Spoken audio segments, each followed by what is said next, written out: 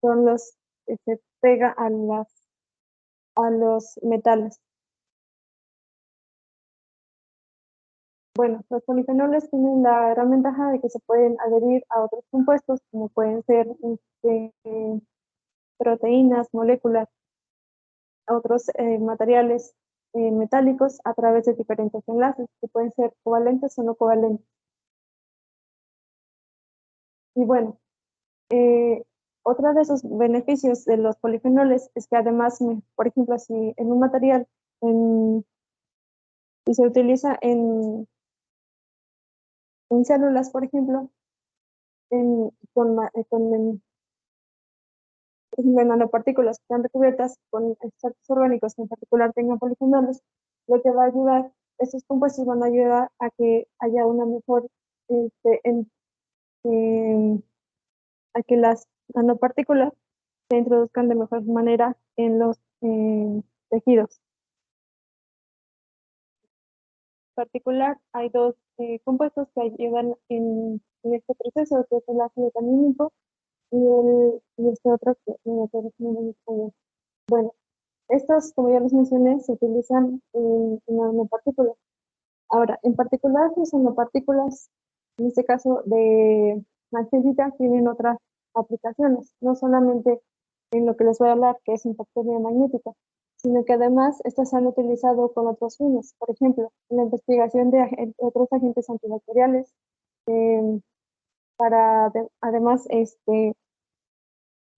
para transportar medicamentos, como agentes de contraste en MRI y otros elementos que son los que se muestran en la imagen. Entonces, como podemos ver, ambos elementos tienen muchas aplicaciones. Y bueno, ese es uno de los razones por los cuales nosotros decidimos utilizar estas nanopartículas de hierro y además generar la cubierta orgánica alrededor de ellos para tener una aplicación que sea más biocompatible en los tejidos y que además, mejorar la biocompatibilidad utilizando los polifenoles. Bueno, nosotros utilizamos 3 frutos, que es la granada, el arándano y uvas. Esos 3 tienen una gran cantidad de polifenoles, que son los que se muestran en la columna de este lado, eh, cuyos elementos pertenecen a los 5 grupos que les mencioné al inicio.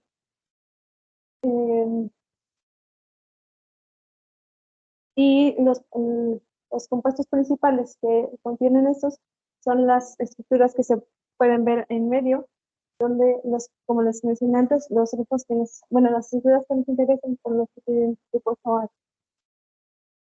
A través de estos son los que se van a adherir a las nanopartículas. Bueno, la magnetita y la magnemita, la magnemita también es una fase del óxido de hierro, pero la magnemita se forma cuando hay una oxidación de la magnetita. La magnetita tiene una fórmula que está en el primer renglón, se forma por 2 elementos, que son los hierros 3 más y 2 más, y estos están ubicados formando una estructura cúbica, como la que se muestra allí, donde forman redes antiparalelas ahorita les voy a explicar cuáles son esas redes AD. Y de manera similar, la gemita, perdón, tiene también tiene su propia fórmula, pero a diferencia de la magnemita, esta no tiene hierro 2 en su fórmula, en su estructura.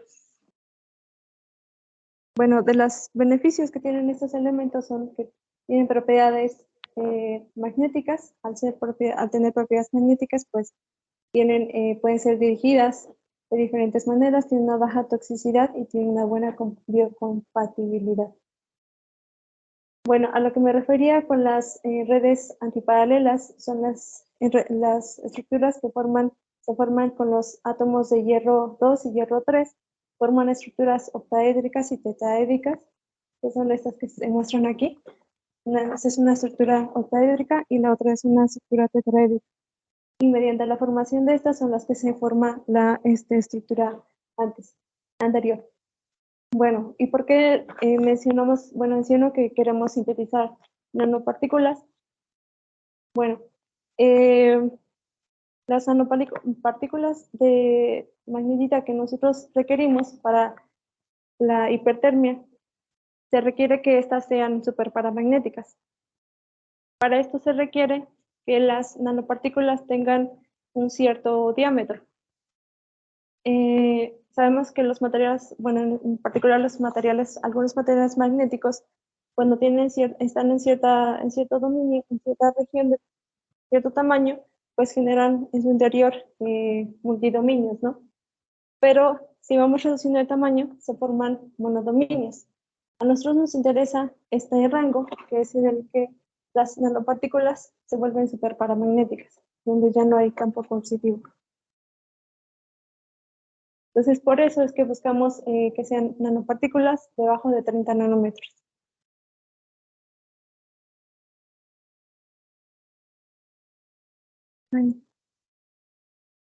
Bueno, y esas son las partículas que nosotros buscamos, partículas menores de 30 nanómetros, que tengan más o menos esa estructura, que sean esferas, y que esta sea la recubierta con los extractos, donde están los polifenoles. Como les mencionaba, la manera en cual se pegan los compuestos fenoles a los átomos, pues van a ser mediante los enlaces. Y como les mencioné, pues estos polifenoles van a actuar en esta síntesis como agentes quelantes, que es la quelación, es el efecto que les mencionaba. Van a actuar como agentes reductores durante la síntesis y asimismo estabilizantes.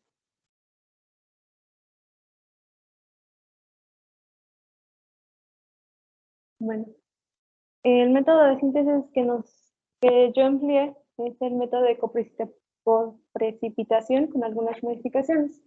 En esta iniciamos con agua regia, que es agua deionizada con ácido clorhídrico, y después hacemos una mezcla de sales de hierro 2 y hierro 3, y la combinamos con el agua regia en una relación 2:1 de hierro 2 y hierro 3. Esas son agitadas a 150 revoluciones por minuto y se mantienen a 60 grados. Allí se pone la foto, pero en realidad este proceso se hace en un frasco de 3 cuellos, y ahí es donde se mantienen. A partir de este paso es donde se hace ya el proceso en el frasco, y después de cierto tiempo agregamos una base. En este caso fue el hidróxido de potasio. Tanto la base como el extracto orgánico que agregué, pues fueron ambas por goteo. Después de que se agrega la base y el extracto orgánico, pues después de cierto tiempo se forman las nanopartículas. Lo que se obtiene es un solvente con coloración negra, y si lo dejamos sobre una superficie, bueno, si ponemos un imán debajo del frasco, pues lo que va a hacer es que las nanopartículas van a empezar a decantar. Entonces, de esa manera podemos separarlas del resto que nos queda, y hacemos los lavados. Los lavados los hacemos con agua y alcohol a la misma proporción, y lo hacemos 5 veces hasta obtener un pH de 7. Después de eso, lo que sigue es un proceso de liofilización, que es la fotografía que está ahí, en el cual vamos a obtener las nanopartículas ya en polvo.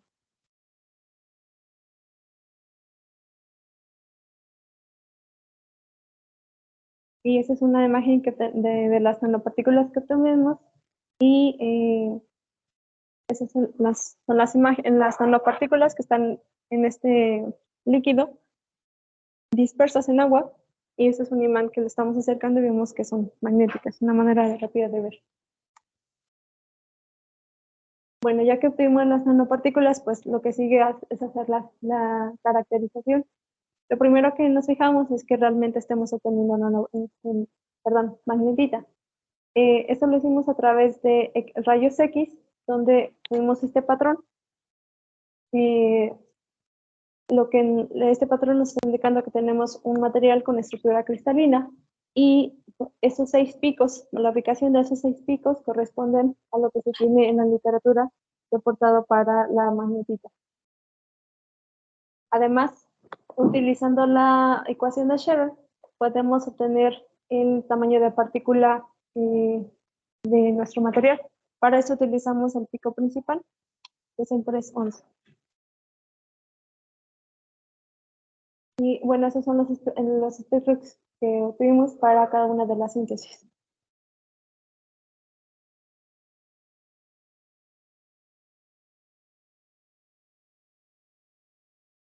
También mediante TEM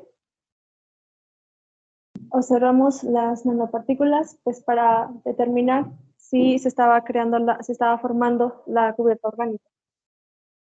También observamos que las nanopartículas pues sí tienen la forma que nosotros esperábamos, que es una forma semisférica.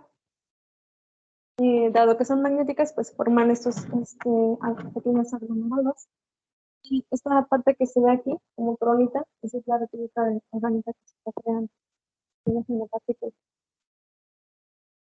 También vimos los patrones de dispersión y calculamos, y contando, utilizando estas imágenes, pues hicimos un conteo para obtener el tamaño promedio de partícula. Más o menos están entre 7 y 12 nanómetros cada una de ellas. Para esto utilicé más o menos 150, 200 nanopartículas. Y el grosor de la cubierta orgánica que se formó, pues se fue alrededor de 1.4, 1.5 nanómetros.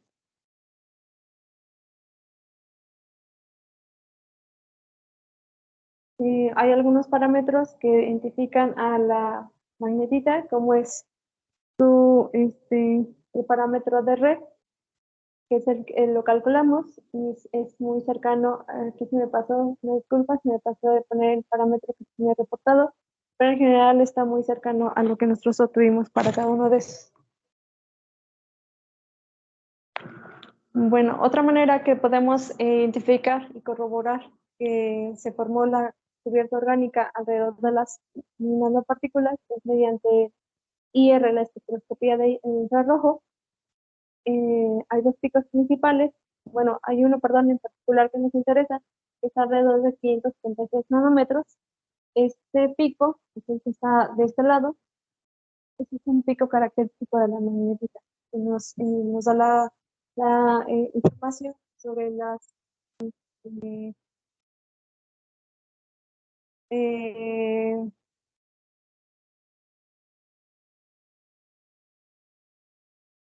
la presencia de los átomos de hierro tetraédricos y octaédricos de hierro 2, perdón, en las nanopartículas. Además, los otros picos que están, como es este de aquí, que nos indica la presencia de, de los grupos hidroxílicos, perdón, enlaces OH, y esos otros más que aparecen son, son, son un indicativo también de la presencia de estos otros grupos funcionales. Pues nuevamente, mediante esta, pues, nuevamente corroboramos la presencia de los extractos, perdón, de los eh, grupos orgánicos presentes en los extractos. Se me pasó, pues eso es para las tres muestras. Eh, las, Se me pasó a decirles, hice 3 síntesis diferentes y con cada una de esas utilicé un extracto. La VB pertenece a las partículas cubiertas con uva, VC corresponde a las nanopartículas cubiertas con arándano y PG a las nanopartículas cubiertas con. Bueno, además de eso, hice espectroscopía existencia para también ver el estado de oxidación de las nanopartículas que se están creando asimismo para una identificación de las especies funcionales. Bueno, este es el espectro de hierro de P2P de las 3 muestras de las nanopartículas que sinteticé, y en las 3 pues está la presencia de estos picos. Este pico se le llama pico satélite. La ubicación está alrededor de 718, 719 electronvolts. Tanto la formación como la ubicación nos indica que hay una oxidación superficial de nuestras nanopartículas. Bueno, y además pues en la deconvolución también nos da información de los picos que se están creando debido a la superficie, a la oxidación también, y a la composición de los de hierro 2, perdón, de hierro 3.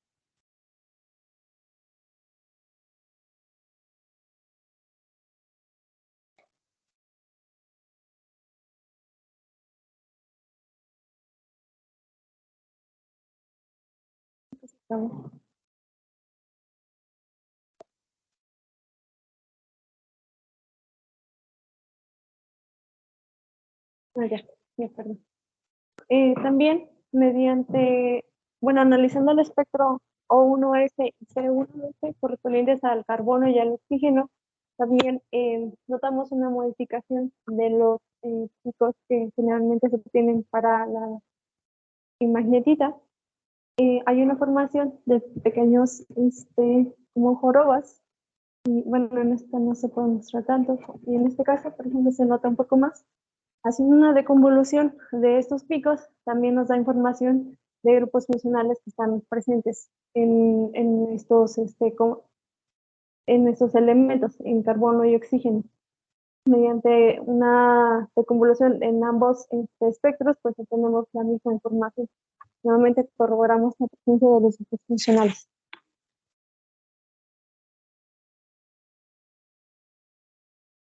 También se me pasó a mencionar que también el incremento del carbono también es indicativo de que las nanopartículas están funcionalizadas. Bueno, y esta es la imagen de, perdón, espectro de la banda de valencia. Esto también nos pone la formación. La forma de esto nos da información sobre la de la estructura de la magnetita y la magnemita. Más que nada permite hacer una diferenciación entre ambas. Pero en este caso, como es superficial, pues no podemos concretamente decir que solo tengamos magnemita, sino que en la superficie tenemos magnemita, pero conforme la información de rayos X corresponde a magnetita. Y esos son los porcentajes que obtuvimos de hierro, oxígeno y carbono. Esta tablita que se está mostrando, y como les mencionaba, tiene una buena cantidad de porcentaje de carbono, y nos indica claramente que las nanopartículas también, pues al nosotros querer obtener nanopartículas magnéticas, pues a FM y NSM, técnicas que nos permiten ver la topografía de las nanopartículas y mediante los perfiles obtener información sobre los tamaños de partículas. Esta es una imagen 2D de la topografía de las nanopartículas.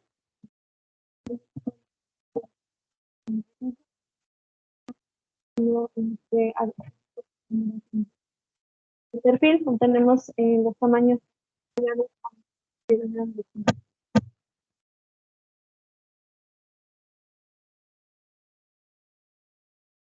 Aquí hicimos una comparación haciendo una serie. Iniciamos de esta secuencia con más bien obteniendo 2 imágenes, una topografía y un análisis MFM, donde al inicio pues las nanopartículas están desordenadas. Esas son las condiciones iniciales, no les hemos hecho nada, y conforme va pasando el tiempo se va incrementando el campo magnético hasta que las nanopartículas pues ya están todas orientadas en una misma dirección, que es mi caso de allá, y después se quita el campo magnético. Y lo que se espera es que las nanopartículas regresen a su estado Mediante esta técnica, pues podemos corroborar que las partículas pueden ser dirigidas mediante la aplicación de interferencia magnética.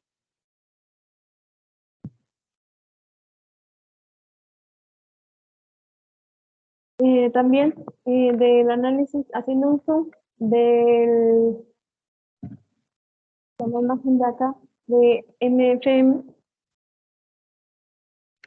podemos ver las líneas de campo que se crean en un cúmulo de nanopartículas y además tener información de cuál es el ancho de las líneas de campo que son pues alrededor de 2.3 nanómetros. También de eso se obtiene información de la anisotropía, la formación de anisotropías magnéticas. La anisotropía magnética es una característica, una propiedad, perdón, de los materiales magnéticos.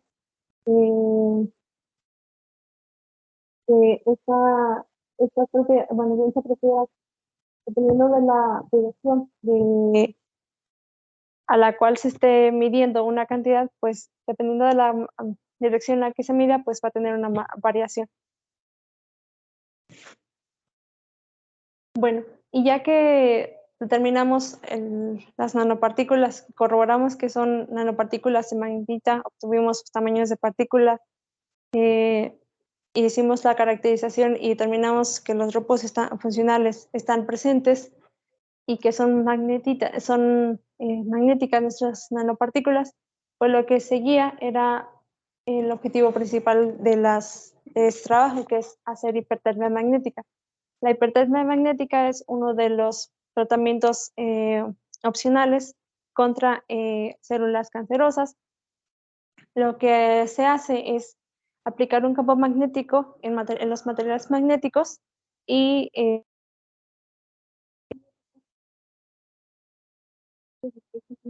a generar calor. Lo que conlleva es lo cual conlleva a la muerte celular de la muerte de las células por apoptosis. En la hipertermia magnética hay dos factores que importan mucho, que es la magnitud del campo magnético y la frecuencia de este campo. En el primer análisis que realicé, bueno, es una hipertermia magnética, y no sabía cuál iba, como quería conocer cómo se comportaban mis nanopartículas cuando se identificaba un campo magnético, pues hice en la prueba en tres combinaciones, tres configuraciones. A un campo bajo, a un campo bajo y a una frecuencia baja y un campo alto y a un intermedio. De este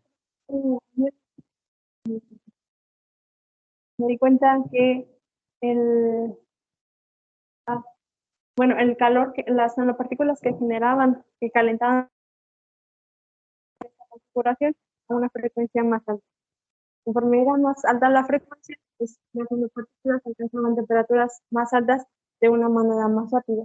La manera en la cual se determina esta cantidad de calor que están generando las nanopartículas es a través del ESPA, que es la absorción de potencia de las nanopartículas, que está dado por esta ecuación, donde Cl es la densidad del líquido, perdón, delta L es la densidad del líquido, y Cl es la capacidad calorífica, y esta otra es la densidad, pero del coloide que estamos creando con las nanopartículas. Se me pasó a mencionar que estas pruebas, yo las realicé diluyendo las nanopartículas en polvo en un medio líquido. En particular, el que yo utilicé fue agua.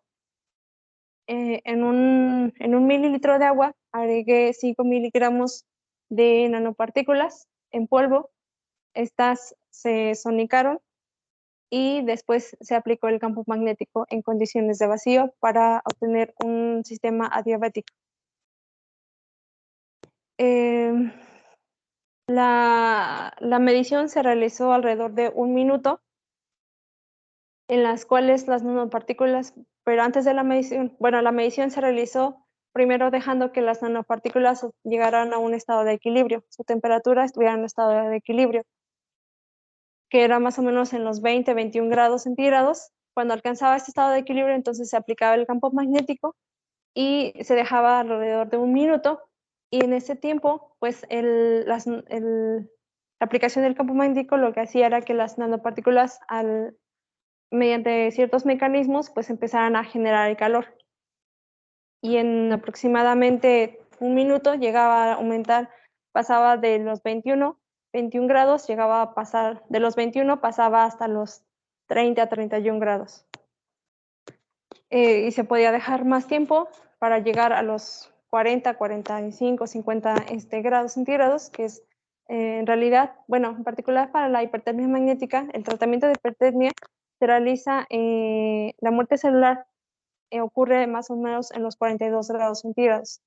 Pero en este caso lo único que nos interesaba era terminar el ESPA, porque el ESPA es la medida que nos dice qué tan bueno es el material que estamos utilizando para generar el calor. Si tiene un buen ESPA, entonces por consiguiente será un material suficiente para la muerte celular. Es por eso que a nosotros, bueno, y en particular a los investigadores que se dedican a estas áreas, es obtener que tengan ESPAs grandes. En este caso, pues el ESPA que estamos obteniendo es alrededor de unidades, alrededor de 200 watts por gramo, pero hay otros materiales que llegan a obtener cantidades arriba de 1000, 2000 ESPA. Bueno, estos resultados pueden deberse a que también el tamaño de partícula es muy pequeño. Hay dos mecanismos que ocurren en las nanopartículas cuando se le aplica un campo magnético. El primer mecanismo es el mecanismo de Brown, en el cual al aplicarse el campo magnético lo que pasa es que la partícula empieza a girar sobre sí misma. Y el otro mecanismo es el mecanismo de Neal. En ese mecanismo lo que gira es el momento de la nanopartícula. En particular, muy pequeña, el mecanismo de Neal es el que predomina, mientras que para las partículas más grandes, pues es el de Brown. Aquí están las fórmulas de los tiempos de relajación de cada mecanismo. Como yo les mencioné, en estas nanopartículas que son pequeñas, pues el tiempo de relajación de este mecanismo depende de esta cantidad. De la K es la constante de anisotropía y B es el volumen de las nanopartículas. Si nosotros hacemos una revisión en la literatura, lo que pasa es que esta constante es pequeña para la magnetita. Lo que han hecho algunos grupos de investigación es dopar las nanopartículas con otros elementos como zinc, magnesio, cobre y otros materiales de otros elementos del grupo de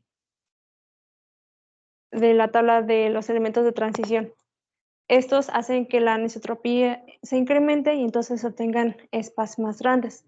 De hecho, durante mi estancia, nuevamente hice una síntesis de esas nanopartículas mediante otro método, que es el método de sonoquímica, pero las nanopartículas estaban dopadas con zinc y el ESPA aumentaba mucho hasta 500 watts por gramo. Y pues bueno, eso es todo. ¿Preguntas?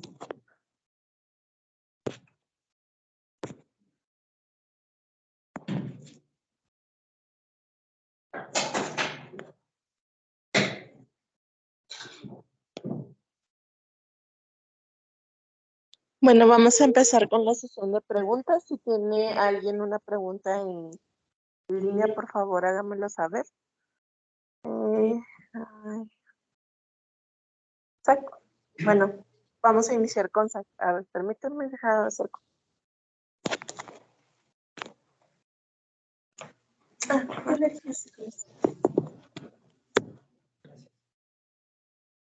Muchas gracias, Eunice, por la presentación. Está el trabajo con materia, no sé, hasta comestible, ¿no? Hace que uno se pregunte ahora sí que a qué sabe la sustancia.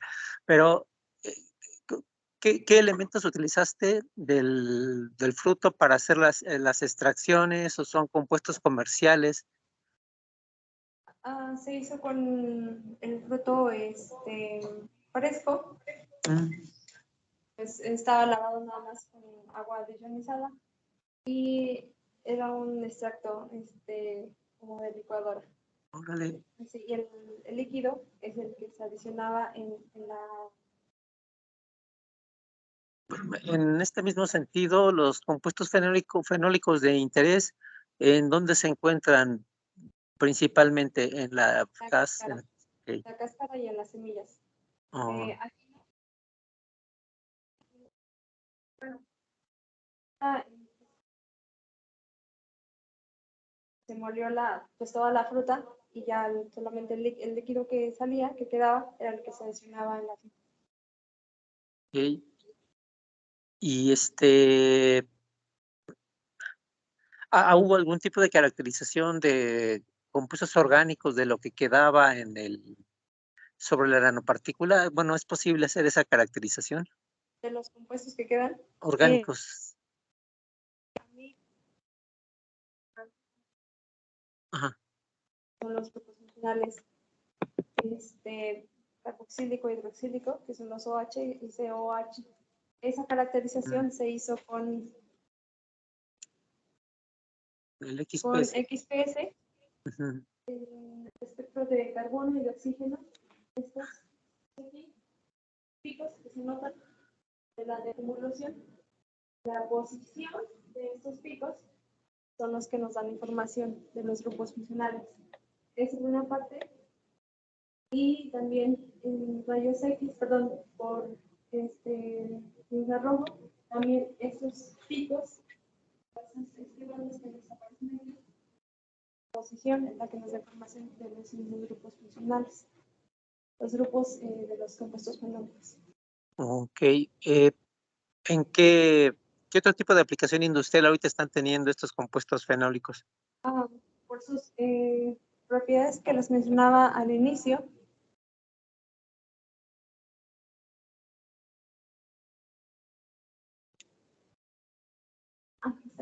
actividad anticancerígena, antiinflamatoria, antioxidante, cardioprotectora. Se han hecho estudios en algunos animales donde se ha corroborado eso. También, eso es por una parte. No sé concretamente si se estén creando un medicamento o algo así. Esos son los compuestos. Pero como les mencioné, o sea, eso es en la parte de la salud. Pero además actúan también, bueno, tienen otras propiedades, los cuales también permite que se utilicen en otras áreas. Por ejemplo, porque como agentes antimicrobianos, sí, los he visto. Y por ejemplo, bueno, igual nanopartículas recubiertas para limpieza de aguas sucias. Otras aplicaciones, ahorita no, la verdad no me vienen a la mente. Bueno, pues, muchas gracias. Esto.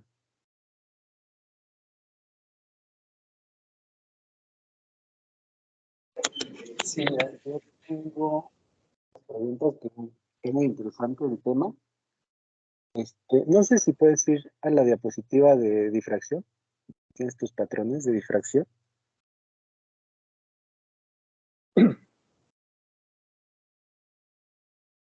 Creo que es una anterior, ¿no? Una antes.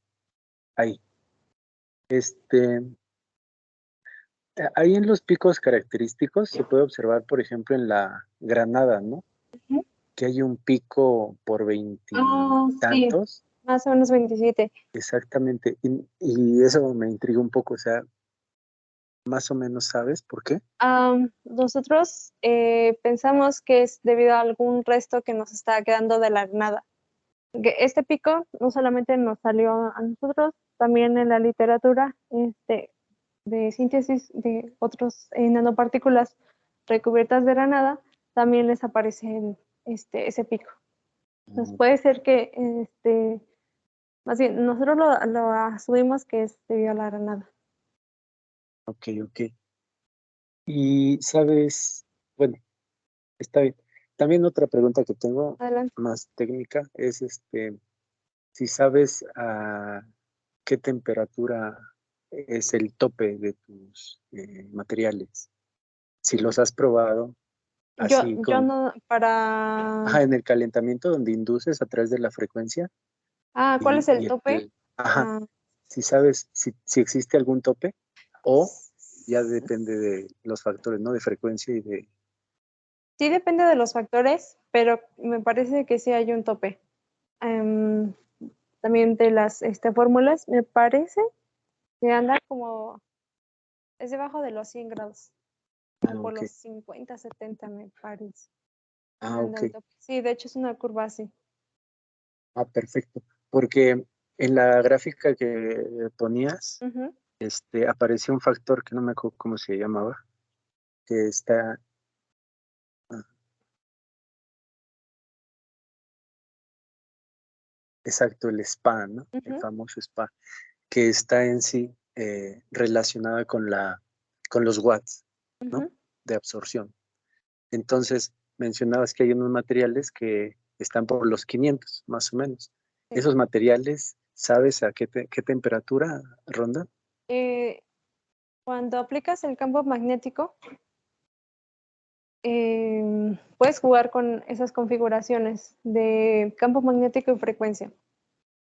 Lo que nosotros observamos con estas partículas y en general con las que utilizaban en el laboratorio del que fui, es que a frecuencias más altas es donde se calientan más rápido las nanopartículas. No tengo aquí un marcador, pero en realidad lo que tienes es una gráfica más o menos así. Entonces, hay una temperatura a la cual llega. Esa no me acuerdo, pero mm, a una porque hay gente que sí lo deja tiempos muy, muy largos, ya, por ejemplo, 1000 segundos, ya es un tiempo largo, me parece que no supera los 100 grados. Ok, Ujú. esa era mi pregunta, muchas Sí. gracias. Ya.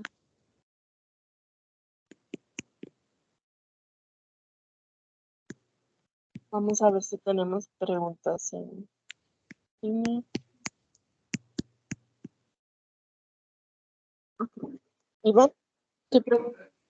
Mencionaste que, bueno, creo que entendí, que había una mezcla entre magnetita y, ¿cómo se llama? Majemita. Y, ajá. Eh, no sé, si mencionaste o no hiciste experimentos para saber qué tanta cantidad. Se puede, hay una técnica, no me acuerdo el nombre, pero en realidad aquí en México no hay equipos para hacerlo, en la cual puedes determinar la cantidad de magnetita y majemita. Porque con XPS, pues al ser una técnica superficial, pues solamente te va a dar información superficial. ¿Qué tanto obtengas tú en las nanopartículas? Pues ya requerirías la otra técnica.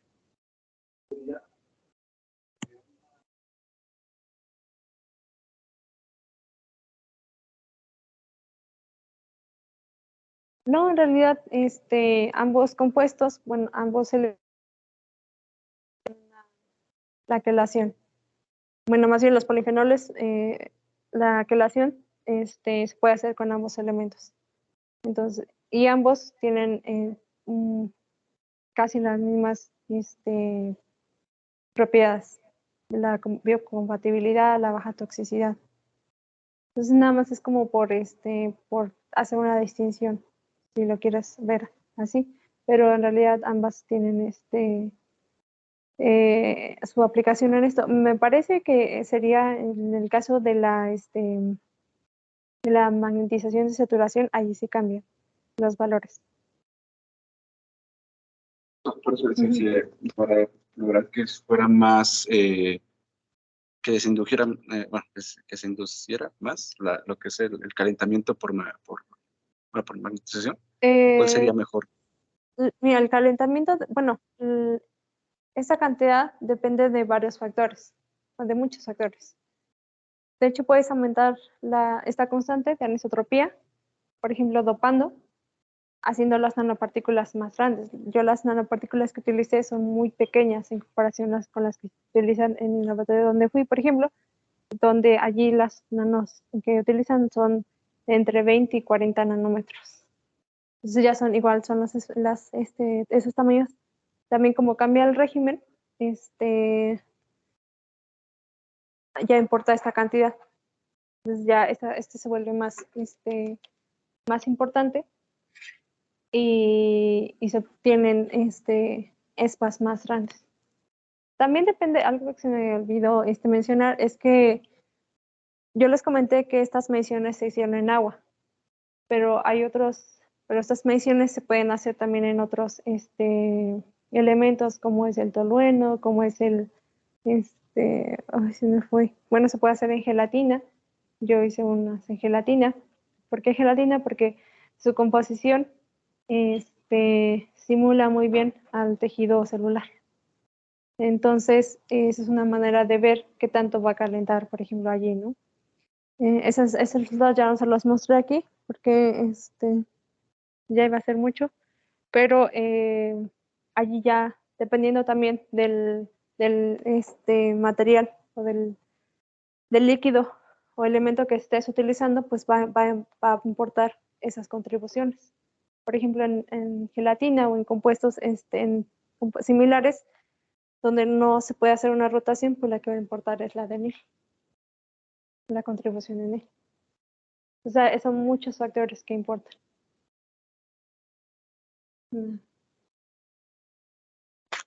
Y gracias por todas sus preguntas. Ya para cerrar, yo tengo una pregunta, bueno, algunas. Por ejemplo, para los extractos de las frutas que estás manejando, ahí los polifenoles son, o sea, como tal, se disuelven en esa solución que sacas de esos extractos, o son solubles en que lo haces en agua. Ajá, en agua. Ajá, entonces son solubles en Sí, agua. sí. Entonces, bueno, me cuesta un poco de trabajo entender cómo es la interacción entre esos polifenoles y la nanopartícula. ¿De qué manera se unen? ¿De forma covalente o como? Sí, mediante enlaces covalentes. Ajá. Mediante los OHs que les mostré al inicio. Se forman enlaces hierro-oxígeno. De estos aquí. Estos son los que mediante la quelación, se pegan a los átomos de hierro de hierro 2 y hierro 3. Ok.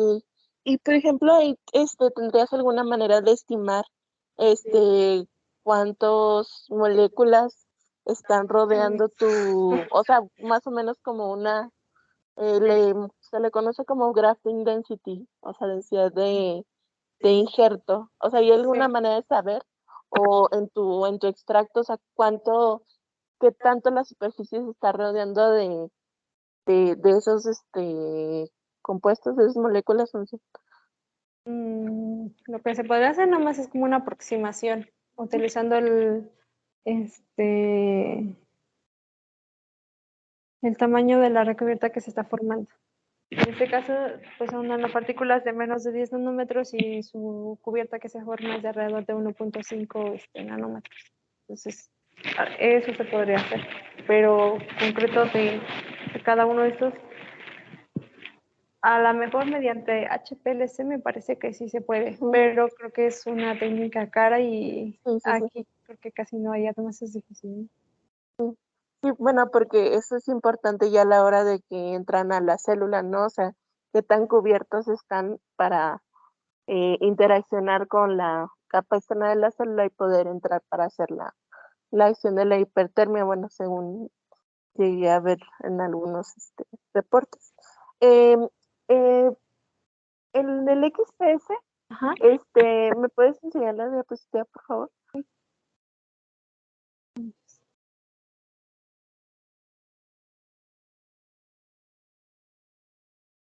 Bueno, no sé cuál es o es. El anterior. Ajá. El piquito amarillo, ¿a qué señal corresponde? OH. Es que no me alcanza a ver. Ok. Ah, esa es la del oxígeno, ¿verdad? Ajá. Ok. Y, por ejemplo, ¿cómo fue el procesamiento de tus muestras para medirlas en XPS? O sea, ¿cómo montaste o cómo se montó la muestra? Porque, pues, normalmente son películas o son sólidos, ¿no? Y Ujú. tú tienes estas partículas. ¿Cómo la preparas? Como las nanopartículas se liofilizaron, obtienes tu muestra en polvo. XPS es una de las técnicas que permite hacer la caracterización en materiales en sólido, como lo mencionaste. Entonces también admite polvo. Esa caracterización yo la realicé aquí, en el XPS cuando funcionaba, pero también lo hice en el laboratorio donde fui. Ahí sí había diferencia, el XPS era diferente, pero al tener una recubierta orgánica lo que permitía era utilizar lentes magnéticas que incrementaban la señal, ¿no? En ambos casos fue con la muestra en polvo, porque en realidad es muy poquita la cantidad que tú necesitas. Sí, bueno, porque normalmente cuando trabajas con muestras en XPS que ya tuvieron a lo mejor alguna exposición al ambiente, ya sea cuando las terminaste de liofilizar, el transporte Sí, en la la cámara y manipulación. eso, pueden haber contaminación superficial. Entonces, hay veces que es complicado de distinguir entre lo que es con lo que se contaminó y a lo mejor si tienes algo orgánico, pero pues el IR lo respalda muy bien. Y por ejemplo, bueno, yo creo que ya queda como contestada la pregunta, porque sí era mi duda de cómo podrías distinguir de la recubierta con la contaminación superficial, al menos en XPS.